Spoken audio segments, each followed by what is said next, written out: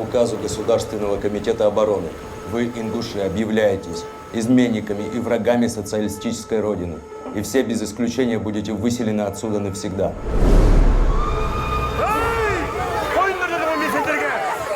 Хорош! Фашист, фашист! Зря что ли вас Сталин сюда сослал?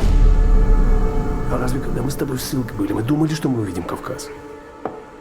Для нас Кавказ был мечтой. Во-первых, я как коммунист по уставу имею право обращаться в вышестоящие органы партии. И во-вторых, действительно считаю, есть препятствия по формированию рабочего класса чеченского и ингушских народов. Провокатор! Дискриминации по национальному признаку в Советском Союзе нет и быть не может. И сколько их? Больше 10 тысяч подписей.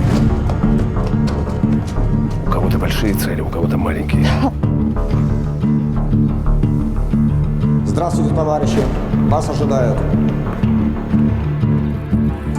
Все ведь стремятся наверх.